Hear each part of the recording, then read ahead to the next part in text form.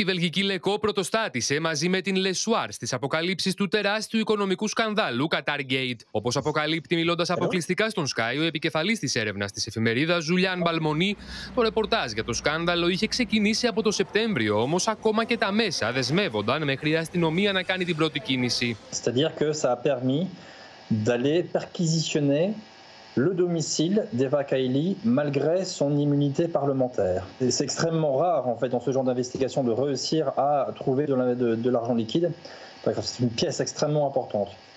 Et donc ça a permis le placement en garde à vue de Madame Kaili, et ça aboutit au final à son inculpation et à son placement en détention préventive. Elle est toujours actuellement en prison et elle comparaîtra demain devant ce qu'on appelle la chambre du conseil. Pensez-vous qu'il y a d'autres eurodéputés impliqués dans le scandale? Et évidemment, l'enquête ne fait que commencer, bien qu'elle ait commencé en juillet et qu'elle a connu un moment extrêmement important ce week-end. Mais beaucoup d'autres investigations sont encore en cours et s'intéressent de près à certains eurodéputés qui se trouvent notamment dans le groupe social-démocrate, groupe auquel appartenait Madame Kaili, avant d'en être exclue.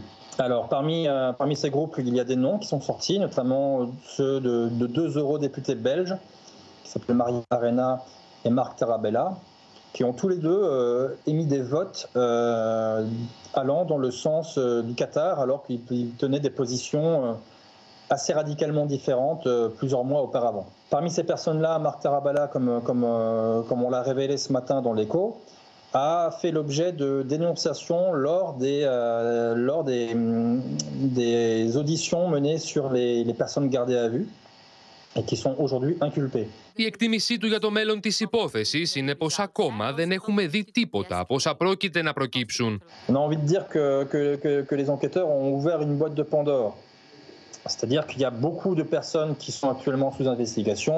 Les enquêteurs ont saisi des dizaines d'ordinateurs appartenant à des assistants parlementaires. Et ces ordinateurs, ces communications vont être scrutées de très très près.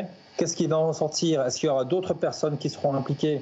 Est-ce qu'il y aura, ou est-ce qu'on va en rester là? C'est difficile à dire. Mais ce qu'on peut être certain d'affirmer à l'instant, c'est que l'enquête est très très loin d'être finie. Et qu'il y aura encore de rebondissements. Σύμφωνα με τη δημοσιογραφική έρευνα, οι αρχές πια έχουν στα χέρια τους ένα τεράστιο όγκο δεδομένων και συνομιλιών των εμπλεκόμενων, τα οποία τώρα αρχίζουν να αναλύουν διεξοδικά για να πέσει κι άλλο φως στην υπόθεση. L'enquête se poursuit tous azimuts. Les enquêteurs, au cours de cette opération de 3 jours, ont récupéré des téraoctets de données qu'ils doivent maintenant analyser. Ça va prendre des jours et des semaines. Ils ont aussi les auditions de certains suspects qu'il faut maintenant recouper, vérifier. Ils ont des traces matérielles à vérifier. L'instruction est confiée au juge Michel Claise, un spécialiste des matières financières. Au niveau journalistique, Le Soir et le magazine Knack, nous avions reçu de premières informations sur ce dossier en septembre, mais nous avons décidé en toute responsabilité de ne publier qu'au jour de l'opération, donc vendredi 9 décembre. Οι απόψεις όλων των δημοσιογράφων από τις Βρυξέλλες που παρακολουθούν το κουβάρι να ξετυλίγεται στο μεγαλύτερο σκάνδαλο της Ευρώπης συγκλίνουν πως ακόμα είναι η αρχή των αποκαλύψεων.